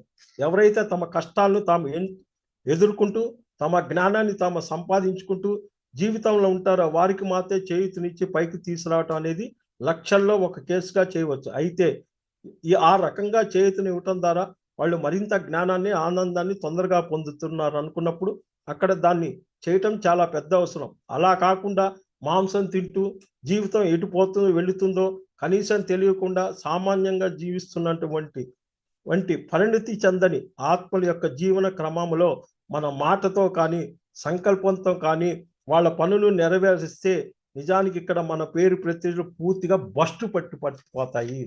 బూడిదలో పోసిన పన్నీరు సామెతలాగా ఇంత కష్టపడినా వారికి అనుసరించే వాళ్ళకి చేసేటువంటి సహాయం వృధా అవుతుంది. ఈ విధంగా పక్కదారి పట్టడం మన శరీరంలో అతి రక్తస్రావాన్ని మనం తీసుకోవడం జరుగుతుంది. వెరసి ఈ 3 శక్తి వలయాలు ప్రాణశక్తి, డబ్బు, పేరు ప్రతిష్టలు మన స్వాధీనంలో ఉంచుకొని నియంత్రించుకోగాలి. అలాగే 3 అంటే ఎలా రావాలి, మన దగ్గర ఎంత ఉండాలి, బయటికి ఎంత వెళ్ళాలి అనేటువంటి 3 అంశాల్లో ముఖ్యంగా ఈ బయటికి వెళ్ళే అంశాన్ని ముందు అనుకున్న అంశాన్ని ఎంతవరకు సరిగా మన జీవిత లక్ష్యాన్ని తగ్గట్టుగా అనుసంధానం చేశాం అన్న విషయాన్ని 1-10 సార్లు పరిశీలించుకోవాలి. రోజువారీ కార్యక్రమాల సంకల్పం కానీ ప్రతి సంఘటనలో సరైన రీతిలో ఉన్నప్పుడు రక్తస్రావణ మన జ్ఞానంతో మనం పూర్తిగా అరికట్టవచ్చు. దానికి ఎటువంటి మందులను వాడవలసిన అవసరం రాదు. మరీ ముఖ్యంగా ఎటువంటి ఆపరేషన్ చేయవలసిన అవసరం కూడా రాకుండా దాన్ని పూర్తిగా తగ్గించుకోగలము. ఇది ఎక్కడ వస్తుంది? స్వాదిష్టాన చక్రము.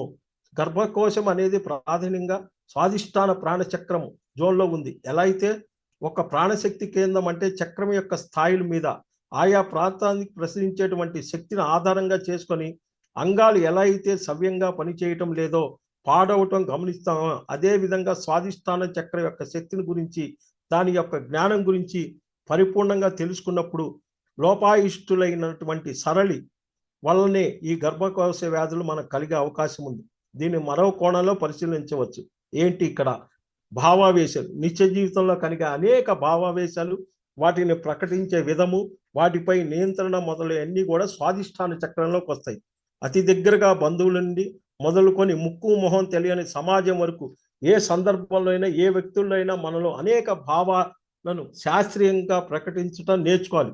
అది ఆనందకరంగా ఉండే మంచి భావాలు, మరీ ఇబ్బందికరంగా ఉండే ఆవేశాలు కలిపి ఇవి ఇక్కడ అర్థం చేస్తున్నారు. మరీ ముఖ్యంగా ఇతరుల పట్ల, వారి ధోరణుల పట్ల అశాస్త్రీయంగా అవగాహనగా తప్పుడు అభిప్రాయాలతో, తప్పుడు ఆవేశాలతో రూపొందించుకొని అవి మనలోని దాచుకొని లోపలే కుళ్ళిపోవటం బాధాకరం. మరి ఇటువంటి అనవసరమైన అడ్డదిడ్డమైన భావావేశాలే గడ్డలుగా తయారయ్యే అవకాశం ఉంది. అంటే ఎక్కడైతే కణితలు వచ్చిందో ఈ రకంగా ఉంది. బుద్ధి స్థాయిలో ఆవేశాలు స్వాదిష్టాన చక్రానికి నియంత్రిస్తుంది. సరైన శ్వాస మీద ధ్యానంతో ఈ భావావేశాలు పట్టు సాధించవచ్చు.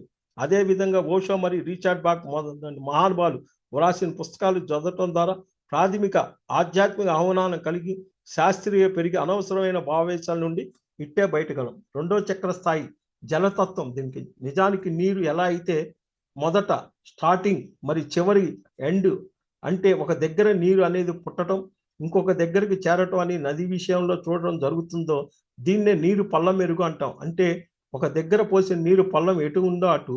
అయితే దీని వెనక ఉన్నట్టు కీలకమైన అంశం తప్పిపోవటం వంటి బిడ్డ తల్లి కౌగుల గురించి ఎలా ఆరాటపడుతూ ఉంటుందో అదేవిధంగా మనలో ఉంటుంది. అంశాత్మ అనేది పూర్ణాత్మ వైపు వెళ్ళటానికి పరుగులు తీయటం ప్రారంభిస్తుంది. ఎక్కడ నుండి మనం వచ్చాము అక్కడికి చేరుకోవాలన్నటువంటి తపన మొదటిసారిగా మనం తెలియటం అనేది ఈ రెండో చక్ర స్థితిలో మనం గమనించవచ్చు. అయితే ఈ స్థితిలో వ్యక్తి నేను ఎక్కడి నుండి వచ్చాను, ఇక్కడికి ఎందుకు వచ్చాను, ఇక్కడ నుండి ఎక్కడికి వెళ్ళాలి అన్నటువంటి విషయాలు సంబంధించిన ఒకానొక అవగాహన లేక ఒకానొక సంఘటనలో కావటం జరుగుతుంది. ఏదో జీవితం వెళ్ళిపోతుంది అనే చందాన కాకుండా నేను ఎక్కడి నుంచి వచ్చానో అక్కడికి చేరుకోవాలనే మూలం గురించి ఆలోచన చేయటం, దీనినే పూర్ణాత్మతో అనుసంధానంగా అర్థం చేసుకోవాలి. ఈ మూలానికి నేను వెళ్ళాలి అనే ఒక తపన ఎప్పుడైతే పెంచుకోవటమో ప్రారంభిస్తాడో అప్పుడు ప్రధానంగా స్వాదిష్టాన చక్రం యొక్క జలతత్వాన్ని మనం అర్థం చేసుకున్నట్టు లెక్క. ఈ స్వాదిష్టాన చక్రాలు నేను అనేది ప్రకృతి, పురుషుడు అన్నటువంటి రెండు భాగాలు కూడా ఉన్నాయి. అంటే జ్ఞానేంద్రియాల ద్వారా మనం బయట ఉన్నటువంటి వస్తువులను చూస్తుంటాం, జ్ఞానేంద్రియాలు ఆత్మ కలిపి మన పురుషునిగా దీన్ని సమాధానం పరిశీలించేటువంటి బయట ఉన్నటువంటి వస్తువులు ప్రకృతి పరిగణించాలి. అవి మంచి ప్రకృతిని చూడటం, మంచి భోజనము, మంచి సంగీతము, సెలయేరు, గలగల మొదలైనటువంటి పురుషుడు మరి ప్రకృతి అన్న రెండిటి యొక్క కలయికతో సంయోగం జరిగి తద్వారా ఆనందాన్ని పొంది దాని ద్వారా చైతన్యాన్ని నివృత్తపరచుకోవటం గమనిస్తాం. కాబట్టి రెండో స్థాయిలో ఈ నేను అనేది ప్రకృతి మరి పురుషుడు అన్నటువంటి రెండు అంశాలుగా విడిపడుతుంది అని అర్థం చేసుకో. అంటే లోపల ఉన్నటువంటి ఆత్మ పదార్థం లేదా వస్తువు ఏదైతే ఉందో దాన్ని జ్ఞానేంద్రియాల ద్వారా, కర్మేంద్రియాల యొక్క సహాయంతో బయట ఉన్నటువంటి అనేక రకాల ఆనందాలు సముచితంగా, అంటే ఒక తృష్ణ అది లేకపోతే నేను లేను అన్న స్థాయిలో కాకుండా సరైన రీతిలో కోరికలు ఎంతవరకు అవకాశం ఉంటే అంతవరకే మనం పూర్తిగా తీసుకోవటం అనేది గమనించాలి. చాలా మంది ఇది చేయటం తప్పు, అది చేయటం తప్పు, నాకు ఇది చేయటం అంతగా ఇష్టం ఉండదు అని అంటుంటారు. ఇష్టాలు కలిగి ఉండటం అనేది కరెక్టే, కానీ జీవిత లక్ష్యంలో భాగంగా ప్రకృతి పురుషుడు అనేటువంటి సంయోగంతో పొందే శక్తిని, జ్ఞానాన్ని కానీ భూమి మీద మాత్రమే మనం పొందగలిగే అనేక రకాలైన ఆనందాల రకాల అపోహాలు, భయాలు, మూఢనమ్మకాలకు పక్కన పెట్టడం జరుగుతుంది. కాబట్టి ఒకవైపు జలతత్వం అంటే ప్రతి ఒక్క సమయానికి సందర్భాన్ని పట్టుగా మనం పూర్తిగా ఒదుగుతూ, ఎలా అయితే ఒక మూసలో వేసినట్టు ఒక పదార్థ విగ్రహానికి నాంది అవటం కోసం పూర్తిగా అమిరిపోతామో, అలాగా నీరు ఎలా అయితే పాత్ర ద్వారా ఒక రూపం తీసుకుంటుందో అలా మనం మలుచుకోవాలి అన్నటి అంశం నేర్చుకోవాలి. ఇక్కడ ఆత్మ అనుసంధానం కోసం ఏ మూలం నుండి వచ్చామో ఆ మూలాన్ని చేరుకోవాలనే భావన మన ప్రస్ఫుటంగా నేర్చుకుంటూ, మరోవైపు ఈ భూమి మీద మాత్రమే దొరికేటువంటి అనేక రకాలైన ఆనందాలు, ప్రకృతి ఆనందాలు, లోపల ఉన్నటువంటి పురుషుడు అనేటువంటి జ్ఞానేంద్రియాలు మరి కర్మేంద్రియాల ద్వారా ఎప్పటికప్పుడు సంయోగాన్ని గుర్తు చేస్తూ పొందినటువంటి స్వాదిష్టాన చక్రానికి మనం పరిపూర్ణంగా అర్థం చేసుకొని దాన్ని శక్తివంతంగా చేసుకుంటాం. ఈ స్వాదిష్టాన చక్రం ఎప్పుడైతే శక్తివంతంగా ఉంటుందో అప్పుడు దాన్ని నేరుగా అనుసంధానమైనటువంటి గర్భాశయానికి సంబంధించిన సమస్యల నుండి పూర్తిగా బయటపడిపోతాము. అండాశయం యొక్క ప్రత్యేకత, గర్భస్వామి యొక్క వ్యాధులతో పాటు దాన్ని కలిపిన అంగాల్లో కూడా అండాశయంలో కూడా మన సమస్యలు గమనించడం చాలా మంది రిపోర్ట్లో మనం చూస్తే ఉంటాం. పీసీఓడి ఇలా గమనించిన వెంటనే గుర్తుకు రావాల్సిన ముఖ్యమైన విషయం, ప్రత్యేకంగా ప్రతి ఒక వ్యక్తి ఒక జీవితంలో కాలంలో ప్రధానంగా వారికి ఉన్నటువంటి గత జన్మల సంస్కారం జోడించి ఈ జన్మలో ఏదైతే ఒక రకమైన అంశాన్ని చేయటం కోసం ప్రణాళిక తీసుకుని వస్తారో దాని గురించి పూర్తిగా దాని మీద వాళ్ళు శక్తివంతంగా కేంద్రీకరించి జ్ఞానాన్ని తీసుకుంటూ సంఘటనలను ఎదుర్కొంటూ ముందుకు వెళ్ళినప్పుడు అండాశయానికి సంబంధించిన సమస్య నుండి బయటపడవచ్చు. పీసీఓడి వాళ్ళంతా కూడా దానికి సంబంధించిన జ్ఞానం అదంతా కూడా తెలవాలి. ప్రణాళికది అంటే పుట్టకతో ప్రత్యేకించి కొన్ని లక్షణాలు, కొన్ని సందర్భాలు, కొంతమంది వ్యక్తులను మనం ఎంచుకొని వస్తాం. అటువంటి సందర్భాలు, వ్యక్తులు మరి అటువంటి ప్రత్యేక గుణాలతో ఆ పనులు చేయడానికి మనం మాత్రమే కార్యదక్షత ఉండి ఆ పని చేయటం కోసమే పుట్టామన్నట్టుగా కొన్ని గుణాలు చిన్నప్పటి నుంచే మనం గమనిస్తాం. అటువంటి ప్రత్యేకమైన గుణాలు లేదా లక్షణాలు మరి కార్యక్రమాలు తీసుకొచ్చినటువంటి వాటి మీద పూర్తిగా శక్తిని కేంద్రీకరించి ఎప్పుడైతే మనం వాటిని బయటికి తీసుకురావటం మనం సఫలీకృతం అవుతామో అప్పుడు దాని యొక్క సఫలీకృత ఏదైతే ఉందో వాటి వలన అండాల్లో వచ్చేటువంటి శక్తి నిరోధాలు పూర్తిగా తొలగించి అండాశయానికి సంబంధించినటువంటి ఇబ్బందులు పూర్తిగా తగ్గించుకోవచ్చు. కాబట్టి గర్భకోశ వ్యాధుల్లో పాటుగా ముఖ్యంగా అండాల్లో ఇబ్బందులు కూడా ఉన్నాయని మనకు డాక్టర్ ద్వారా తెలిసినప్పుడు మనం మాత్రం హాజరయ్యి ఆ చేయగలే పనులు, మన ద్వారా మాత్రమే జరపబడే పనులు, మన స్థాయి ద్వారా జరగాల్సిన పనులు ఏవైతే ఉన్నాయో వాటిని గమనించి ఆచరణలో పెట్టాలి. అది స్వీయ ఆధ్యాత్మిక ప్రగతికి సంబంధించింది. ఒక సంఘంలో ప్రాపంచిక పరిధి నుండి ఆధ్యాత్మిక పరిధి వరకు అన్ని రకాల కార్యక్రమాలు మనం మాత్రమే చేయగలిగే కార్యక్రమాలను పూర్తిగా గమనించి వాటిని తప్పకుండా ఆచరణలో పెట్టాలి. ఒకసారి ఈ అంశం తెలిసిన తర్వాత ముఖ్యంగా పౌర్ణమి రోజుల్లో దీని గురించి మనం ఒక ప్రశ్నను వేసుకోవాలి. సంకల్పాన్ని ఉంచి ధ్యానం చేసినప్పుడు మనకు ఈ 3 రోజులు అది పూర్తిగా తెలియటం కీలకమైన అంశంగా గుర్తించి అంశాల మీద ఎప్పుడైతే మనం పనిచేయటం ప్రారంభిస్తామో ఆరోగ్య స్థితిని అంగాల్లో కూడా అద్భుతంగా గమనించగలుగుతాం. కళల్లో ఎక్కువగా ఎలా అయితే భౌతిక శరీరంలో గర్భాశయం అనేది పని నిర్వహిస్తుంది, అదే విధంగా బుద్ధి స్థాయిలో గర్భాశయం అనేది ఒకటి ఉంది అని ఈ విషయాన్ని ముఖ్యంగా గుర్తు చేసుకోవాలి. 2 గర్భాశయం యొక్క ప్రధానమైన పని శిశువునికి జన్మనివ్వటం, శిశువుకు అన్నం నుండి పిండం స్థాయి చేరటం, అదేవిధంగా ఆధ్యాత్మిక బుద్ధిని అనుసరించి ప్రతి వ్యక్తి ఎన్నో జన్మలుగా తీసుకున్న ఆత్మజ్ఞానంతో పాటు ఈ జన్మలో ఆధ్యాత్మిక కనటానికి తగ్గట్టు జ్ఞానాన్ని ఎప్పుడూ సంతరించుకుంటూ మన లోపల ఉన్నటువంటి బుద్ధిపరమైన గర్భాశయం తయారు చేసుకున్నట్టు లెక్క. పూర్తి జ్ఞానం ఉండాలి. తల్లిగా బిడ్డని ప్రసవించాలంటే సరైన జ్ఞానము అంతా ఇవ్వటమే.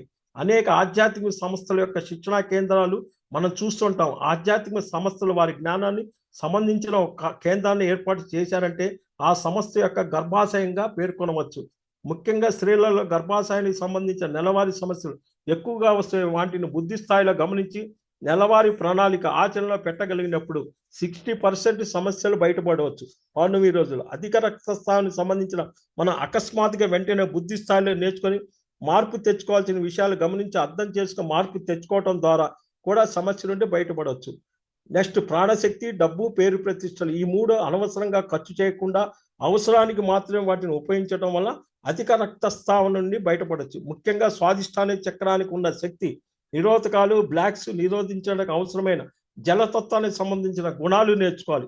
అలాగే ప్రకృతి పురుషుడు సంయోగం ద్వారా ఆనందాన్ని పొందిన చైతన్యాన్ని విస్తృతపరచుకోవటానికి దీనిలోకి వస్తుంది. భావావేశాల మీద పట్టు సాధించాలి. స్వాదిష్టాన చక్రం ఎప్పుడైతే శక్తివంతంగా ఉంటుందో అప్పుడు దానితో నేరుగా అనుసంధానమే ఉండేదే గర్భాశయం సంబంధించిన సమస్యలు బయటపడవచ్చు. గర్భాశయంతో పాటు అండాశయంలో ఉన్న సమస్యలు ఉన్నటువంటి యొక్క జీవిత ధ్యేయంలో ప్రత్యేకతలపై దృష్టి సారించాలి.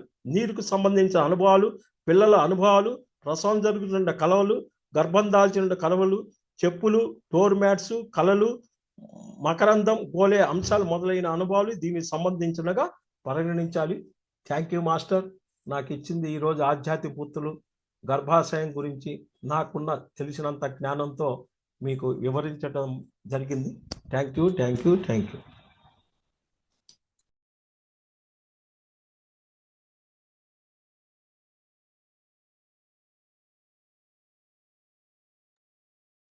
Thank you sir.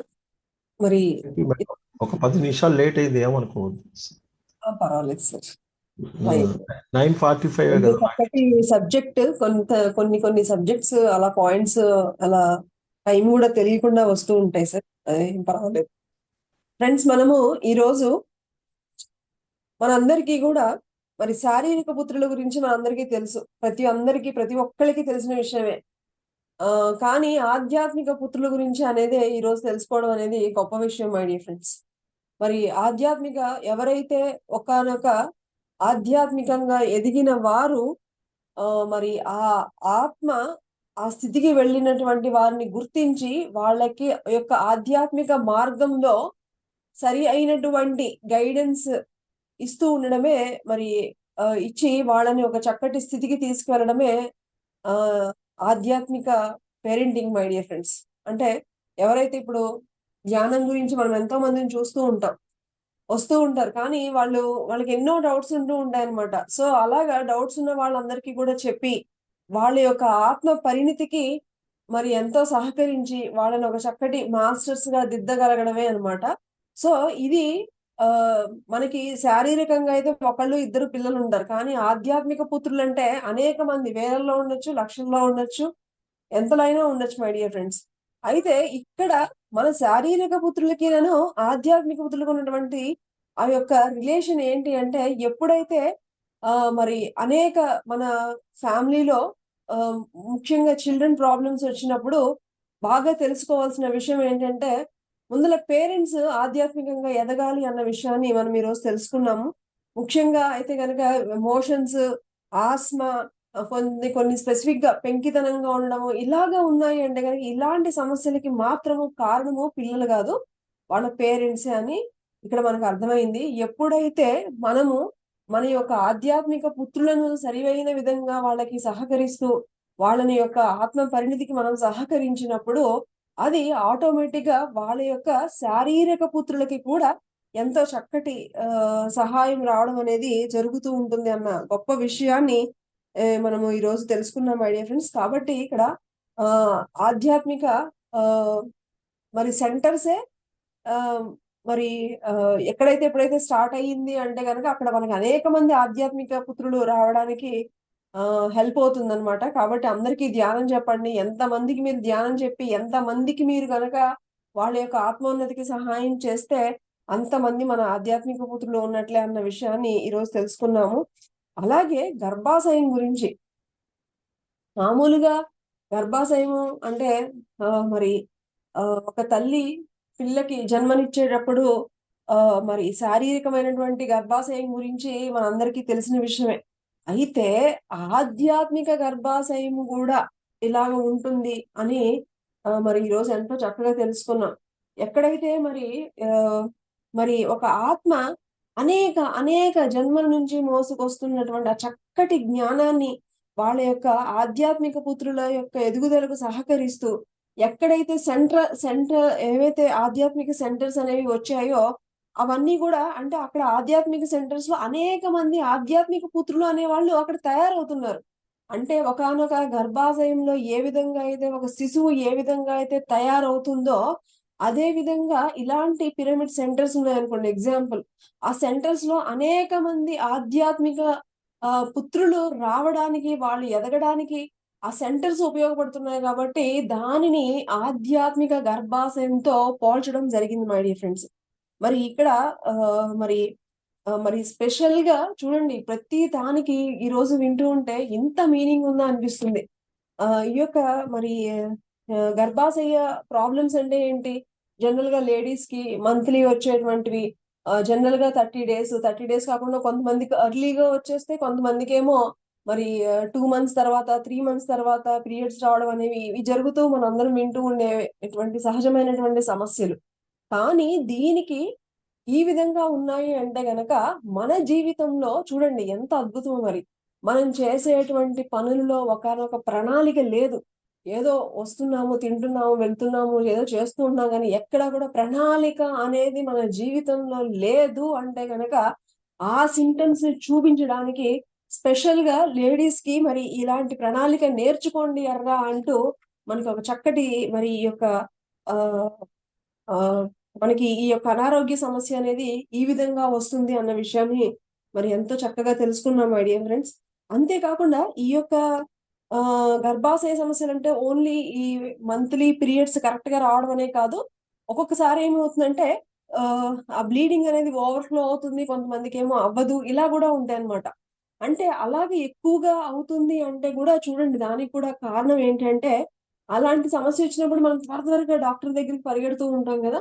అంటే ఏంటి మనము మన జీవితంలో వేసేటువంటి ఏదైతే చేస్తున్నామో, అది పూర్తిగా మన యొక్క జీవిత ధ్యేయానికి విరుద్ధంగా ఉంది. కాబట్టి వెంటనే మీ యొక్క జీవిత ధ్యేయాన్ని మార్చుకోవాలి అనేటువంటి ఒక చక్కటి ఆహ్, సింప్టమ్ అన్నమాట. ఇది రాగానే మనం ఈ యొక్క ఆధ్యాత్మిక జ్ఞానం ఉంటే తెలుస్తుంది. ఈరోజు మనం విన్నాం గాబట్టే ఇంత ఉందా అని మనకు అర్థమైంది. లేకపోతే మనకేం తెలుసు. అందుకనే మై డియర్ ఫ్రెండ్స్ ఆధ్యాత్మిక జ్ఞానం అనేది మామూలు జ్ఞానం కాదు. ప్రతి ఒక్కళ్ళు తెలుసుకోవాల్సినటువంటి జ్ఞానం అన్నమాట. సో, ఈ విధంగా మరి మంత్లీ రెగ్యులర్‌గా పీరియడ్స్ రాకపోవడానికి కారణం, అలాగే ఓవర్ బ్లీడింగ్ అవ్వడానికి కారణం అనేది కూడా తెలుసుకున్నాము. దీనికి ఇంకా కారణాలున్నాయి.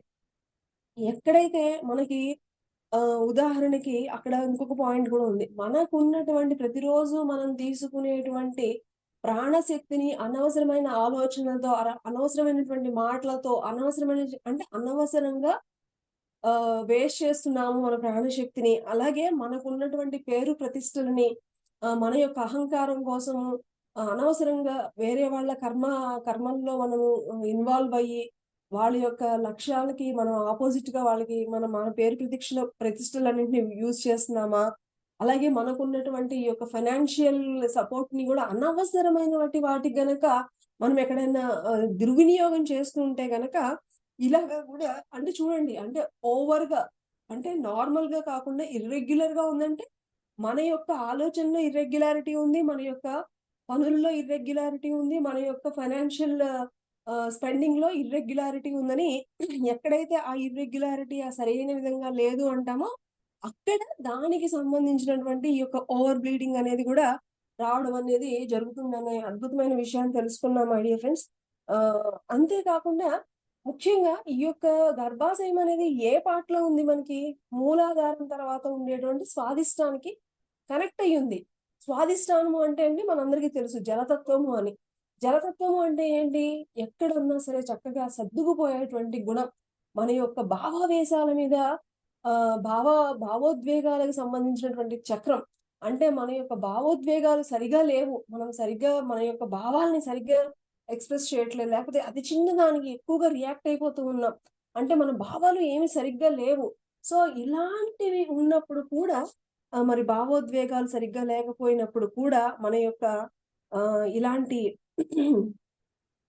ఇలాంటి ప్రాబ్లమ్స్ అన్నీ గూడా రావడానికి అంటే ఆ చక్రానికి సంబంధించినటువంటి ఈ యొక్క గర్భాశయ సమస్యలు రావడానికి కూడా కారణం ఉంటుంది. అంతే కాకుండా మరి అదే రిలేటెడ్ అయినటువంటి అండాశయ సమస్యలు కూడా మరి ఎందుకు వస్తాయి అంటే గనక అనేక జన్మల నుంచి తీసుకొస్తున్నటువంటి మన యొక్క సంస్కారాన్ని సరిగా మనం వినియోగించాలి మై డియర్ ఫ్రెండ్స్.